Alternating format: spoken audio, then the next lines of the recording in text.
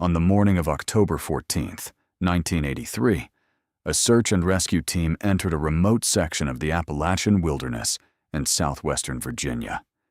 They were looking for 14 boys. They found an empty camp. Tents were still standing. Sleeping bags were still rolled out. A cast iron pot sat on the dead fire, half full of beans that had never been eaten. Lanterns were placed in a perfect row along the central path, as if someone had taken the time to arrange them before leaving. But the boys were gone. All 14. The rescue team spread out. They called names into the trees. They blew whistles. They fired signal flares into the gray October sky and waited for a response that never came. What they found instead stopped the Lead Ranger cold.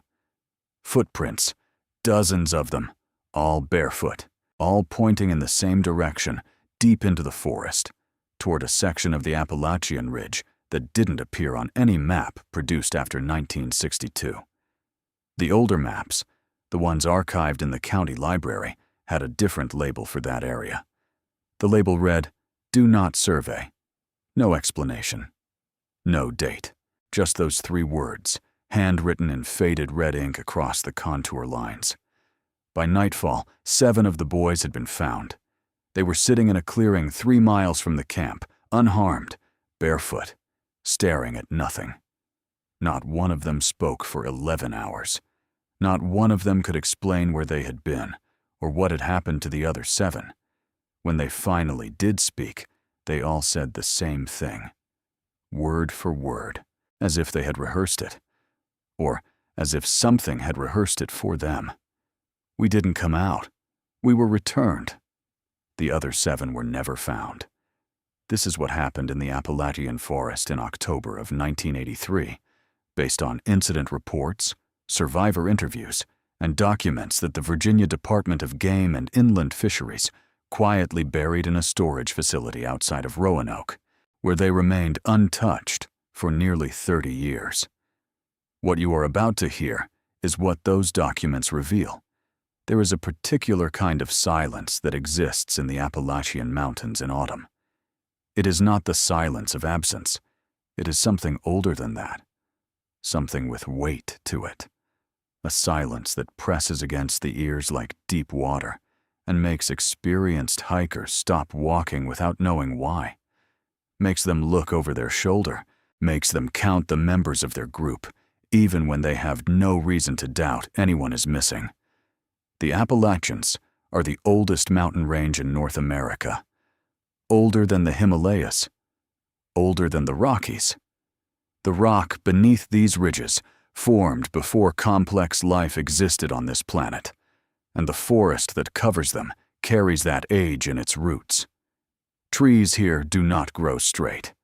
They grow around things, bent and deliberate, shaped by forces that botanists have never satisfactorily explained. The locals who have lived in these mountains for generations know the forest the way you know a difficult neighbor, with respect, with distance, with an understanding that certain courtesies must always be observed. You do not go past the ridge after dark.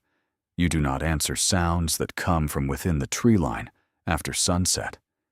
You do not let your children play near the old cairns, the stacked stone markers that appear along certain trails with no record of who placed them or when. These are not superstitions in the dismissive sense of the word. They are instructions, passed down through families, the same way you pass down the knowledge of which mushrooms will kill you and which streams run dry in August. Practical knowledge, survival knowledge. The town of Harlan Creek, Virginia, population 412 in the fall of 1983, understood this. The families who had farmed and hunted and logged these mountains for 200 years understood it in their bones. But the Boy Scout troop from Bristol, Tennessee, did not come from Harlan Creek. They came from flatland suburbs and split-level houses and schools where the most dangerous wildlife you encountered was a yellow jacket nest in the gymnasium bleachers. Troop 47 was comprised of 14 boys between the ages of 11 and 15, led by 2 adult volunteers named Dale Reeves and Mitchell Prater, both in their mid-30s, both with years of scouting experience, both completely unprepared for what the Appalachian wilderness would do to them. The trip had been planned for months. It was to be a 3-day wilderness survival training exercise, the kind of trip that looked impressive on a scouting record and gave boys something to talk about at school. Dale Reeves had chosen the location himself after consulting trail maps and a guidebook published in 1978. The section of forest they planned to use was described as remote but accessible, challenging but not dangerous. The guidebook made no mention of the cairns. It made no mention of the areas the locals called the quiet zones, where compasses behaved strangely and birds refused to nest. It made no mention of the thing that the oldest families in Harlan Creek referred to only as the Walker, a name they used in low voices and never elaborated on in the presence of strangers. The boys loaded into 2 vans on the morning of October 12th, 1983. They were laughing when they left. Dale Reeves was the kind of man who had been shaped entirely by the scouting program. He had joined as a child, earned his Eagle Scout badge at 15, and spent the following 2 decades building his adult life around the same values the handbook had given him as a boy: order, preparedness, leadership. He was not a reckless man. He was, in fact, the opposite. A man who planned for contingencies, who laminated his maps, who packed 2 flashlights for everyone he expected to need. His friends described him as meticulous. His wife described him, with affection, as relentless. Mitchell Prater was Dale's opposite in most ways, which was probably why the 2 worked well together. Where Dale planned, Mitch improvised. Where Dale enforced, Mitch persuaded. He was looser, funnier, the kind of adult that teenage boys actually listened to because he didn't talk to them like they were children. Mitch had been on 3 previous overnight camping trips with Troop 47 and had never encountered a serious problem.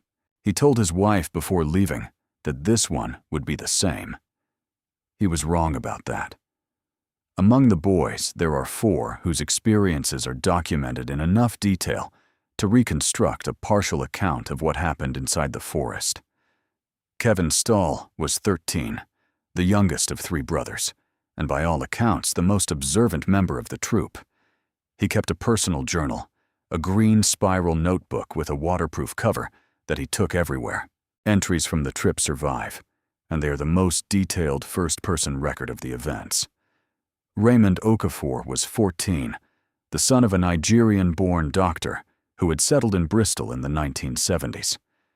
Raymond was quiet and methodical, the kind of boy who read instruction manuals for fun. He was also, according to his later testimony, the first person in the group to notice that something was wrong. Danny Holt was 15, the oldest boy in the troop, and self-appointed den leader in all but name. Large for his age, confident, the boy the others looked to when the adults weren't watching. Danny's account of the second night, given to a county sheriff's deputy 3 days after his rescue, is the most disturbing document in the case file. And then there was Marcus Webb. Marcus was 12, small, asthmatic, not particularly strong or fast or athletic. He had joined the Scouts because his older cousin had, and because his mother thought it would be good for him. He carried his inhaler in a special pocket on his pack and checked it every morning out of habit. Marcus was one of the 7 who did not come back. His journal, unlike Kevin's, was never found. They reached the trailhead at noon on October 12th. The drive from Bristol had taken just over 2 hours, the last 40 minutes on roads that grew progressively narrower and less maintained until the vans were bouncing over a dirt track that barely qualified as a road. Dale had been to the trailhead before on a scouting trip the previous spring, and he recognized the wooden post that marked the start of the trail, even though someone had removed the sign that should have been attached to it. He noted the missing sign, but didn't consider it significant. The first hour of hiking was everything a troop leader could want. The boys moved well, the weather was cool and clear, and the autumn colors on the trees were extraordinary, deep reds and burnt oranges that seemed almost too vivid too saturated, like a painting that was trying a little too hard. Kevin Stahl wrote in his journal that afternoon, "The colors here are weird, not bad weird, just like the forest is showing off." Raymond Okafor noticed something else. He noticed, around the 2-mile mark of the trail, that they had not seen a single animal. No squirrels, no birds, no deer moving through the trees. The trail crossed a small creek, and the creek had no frogs in it. Raymond crouched down and looked at the banks of the creek for tracks, the way his father had taught him, and found nothing. Not even the small pressed marks that raccoons leave near water. He mentioned this to Mitch Prider, who told him the cold weather probably had everything tucked in early.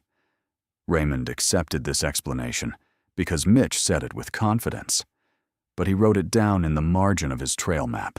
No animals. Marked 2.3 miles. They set camp in a wide, flat clearing that Dale had identified from the guidebook as a designated campsite. It had a fire ring, 2 bear boxes bolted to a wooden frame, and a small wooden sign with the site number on it. Everything looked normal. Everything looked like every other campsite any of them had ever used. The fire that night was good. Mitch told stories. Dale organized the gear. The boys cooked their foil packets in the coals and complained the way boys always complain about camp food, which meant they were happy. At 10:30, Dale called lights out. At 11:15, Kevin Stahl wrote this in his journal. "Can't sleep. Keep hearing something outside. Not like an animal, more like footsteps, but slow, and stopping when I stop moving. Probably just Danny messing around. We'll ask him tomorrow." He asked Danny the next morning. Danny said he had been asleep since 10:40. He asked the other boys. None of them had been outside after lights out. Dale heard Kevin's report and told him it was probably a deer that had wandered through camp. Sound carried strangely in mountain valleys. It was easy to mistake distance and direction in the dark. Kevin wrote the explanation down, and then, below it, wrote a single question mark. The second thing that happened on the first night was smaller, and nobody thought to mention it until much later. The fire, which Dale had properly extinguished before bed, was burning again in the morning. Not smoldering, not reignited by a stray ember, burning, with fresh wood that none of them had placed there, arranged in a deliberate cross pattern in the center of the fire ring. Dale assumed one of the boys had gotten up early and relit it. He didn't ask which one. He was grateful for the warmth and moved on. No boy ever claimed to have done it. The second day began normally. Dale ran the troop through map-reading exercises in the morning. Mitch led a session on edible plants and water purification. The boys practiced fire starting and shelter building in the afternoon, the kind of structured activity that kept them busy and kept the mood high. But the mood was already beginning to shift in ways that the adults weren't measuring. Raymond noticed that the cairns appeared for the first time around midday. 3 stacked stones, set off the trail about 15 feet into the trees, visible only if you were looking sideways at the right moment. He almost didn't register them, but then he saw another, further in, and another beyond that. A line of small stone stacks extending into the forest at regular intervals. He asked Dale about them. Dale said they were probably trail markers left by previous hikers, a common practice in backcountry areas. Raymond looked at them for a long moment, and then followed Dale back to the group. But he had noticed something Dale hadn't. The cairns were arranged in a line, yes, but the line wasn't pointing toward anything a hiker would want to go toward. It pointed north-northeast, directly into the densest section of the forest, away from any trail, toward the section of the ridge where the old maps said, "Do not survey." He wrote the compass bearing in the margin of his trail map. That afternoon, Kevin Stahl saw something that he didn't write in his journal until the following morning, apparently because he needed time to decide how to describe it. He was at the edge of the campsite, looking into the trees, when he saw one of the other boys standing about 30 feet into the forest, just beyond the last line of light. The figure was standing completely still, facing away from camp, looking further into the trees. Kevin waved. The figure didn't move. Kevin turned around to count the boys in the camp. He counted 13, which meant all 14 were accounted for because he was the 14th. When he looked back, the figure in the trees was gone. He wrote in his journal, "I think I saw Tommy in the forest, not moving, but Tommy was in camp." So it wasn't Tommy. It looked like Tommy. It had his jacket and everything. But it wasn't moving right. I don't know what moving right means, but it didn't. That evening, the whistles started. The first one came at dusk, a single clear note from somewhere to the northwest, high and clean and sharp. Mitch assumed it was a bird, a specific species he couldn't name but felt confident existed. A second whistle came 20 minutes later, from a different direction. A third, at full dark, from directly behind the camp. Dale blew his own whistle in response, 3 short blasts, the universal attention signal. Silence. Then, from 3 separate directions simultaneously, 3 answering blasts. Dale stood very still for a moment. Then he told the boys it was probably other hikers, that sound echoed strangely in mountain valleys, that there was nothing to worry about, and that everyone needed to get into their tents. He said it calmly. He said it in the tone of voice he used when he had already decided on the correct course of action. But Kevin Stahl, who had been watching Dale's face, wrote this in his journal. Dale looked scared. Dale never looked scared. At 9 o'clock, Dale sent Patrol Group B, a group of 5 boys led by Danny Holt, on a short perimeter walk. A routine exercise, 200 yards out and 200 yards back on a marked loop, something they had done at every campsite. Danny had done it a dozen times. Group B did not return at 9:15. They did not return at 9:30. By 10 o'clock, Dale and Mitch had their flashlights and were moving along the perimeter loop, calling names. They found the flashlights at the quarter-mile mark. 5 of them, set on the ground in a row, pointing into the forest. All extinguished. No sign of struggle. No footprints leading away that could be distinguished from the general disturbance of the leaf litter. No boys, no sound, not even the whistles, just the trees and the dark and the particular quality of silence that sits in the Appalachian mountains when it has gotten what it wants. Dale keyed his radio and tried to reach the ranger station. Static. He tried his backup radio. More static. Mitch tried his cell phone and watched the signal bars sit at 0 without fluctuating, which was not the behavior of a phone searching for service. It was the behavior of a phone that had stopped looking. The 9 remaining boys were gathered in the center of camp, and Dale Reeves, the meticulous planner, the man with 2 flashlights for every one, looked at their faces and made the decision that he would tell no interviewer he regretted more than anything else in his life. He decided to wait until morning. He told himself it was because moving through unfamiliar terrain in the dark with 9 children was more dangerous than staying put. This was objectively true. He told himself that Group B had probably become disoriented and would find their way back or find a place to shelter safely until dawn. This was possibly true. But Kevin Stahl, sitting in his tent that night with his journal on his knees, wrote what he believed the real reason was. Dale doesn't want to go into those trees. I don't want to go into those trees either. I think we all know that something is wrong with the trees, and we're all pretending we don't know. He paused at that sentence, then added one more line before putting the journal away. The footsteps are back, but there are more of them now, and they're not going around the camp anymore. They're going around each tent, one at a time.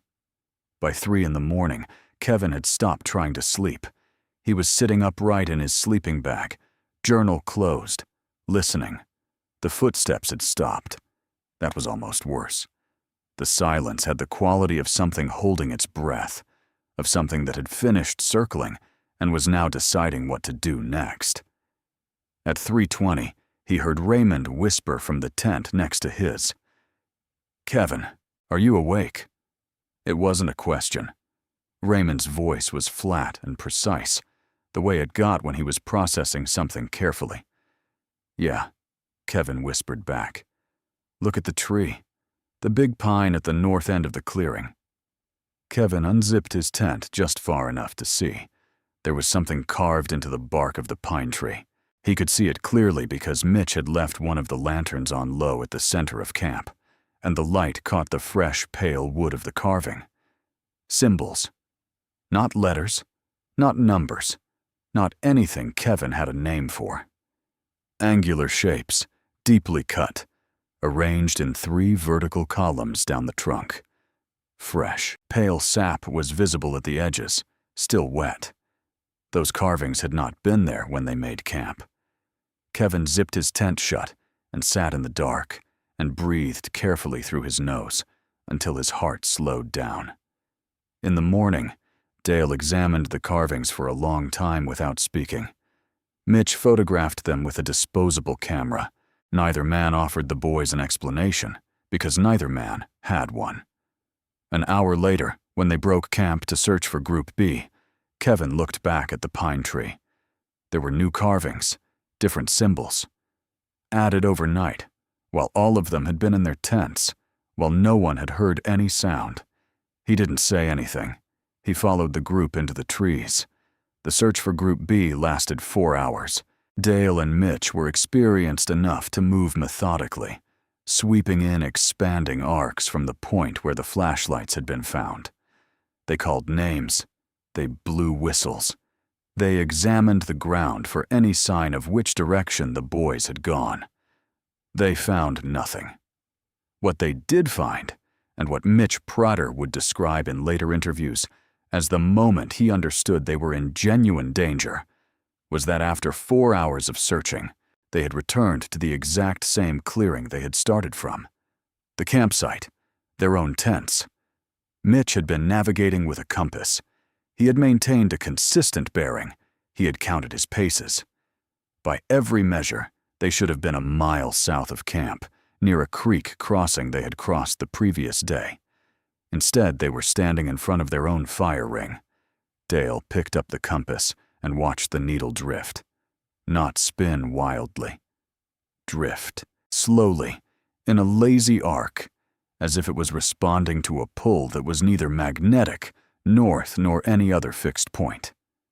Mitch sat down on a log and was quiet for a long time. Then he said, "We need to leave, right now, all of us. We leave the gear, and we walk straight south, and we don't stop."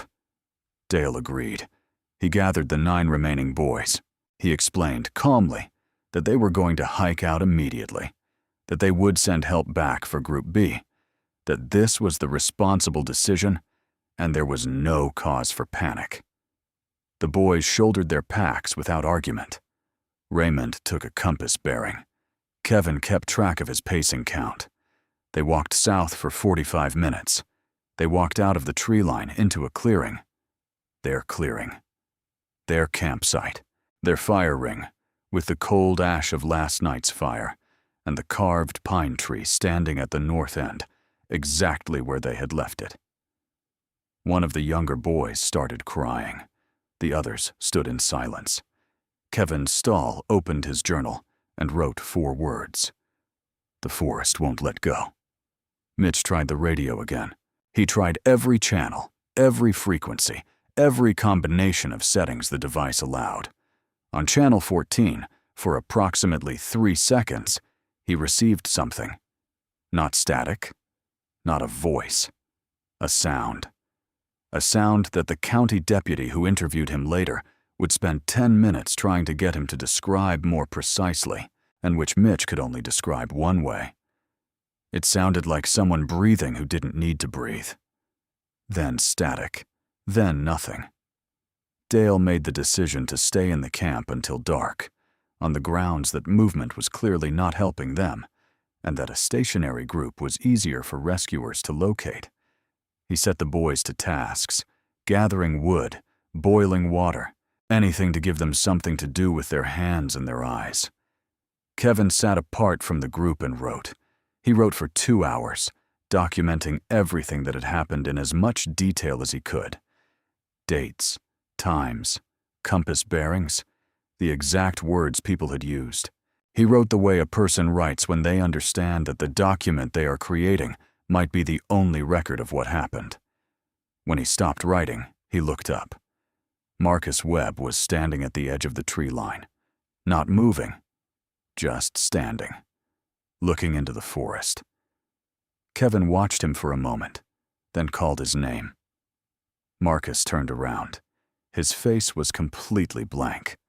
Not frightened, not calm, blank, in the way a face is blank when the person behind it is not entirely present. Kevin walked over to him. "You okay?" Kevin said. Marcus looked at him for a long moment. "I heard my name," Marcus said. "From in there, someone said my name." "Who?" Marcus looked back into the trees. "I don't know their voice," he said, "but they knew mine."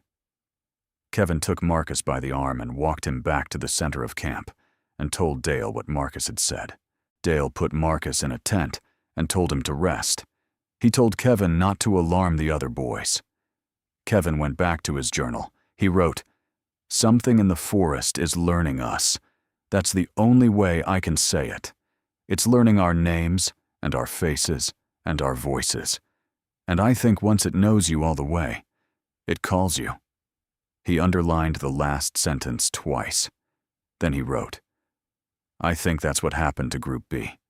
I think it learned them first. This is a work of fiction. All names, locations, events, and characters in this story are entirely invented for entertainment purposes. Any resemblance to real people, places, or events is purely coincidental."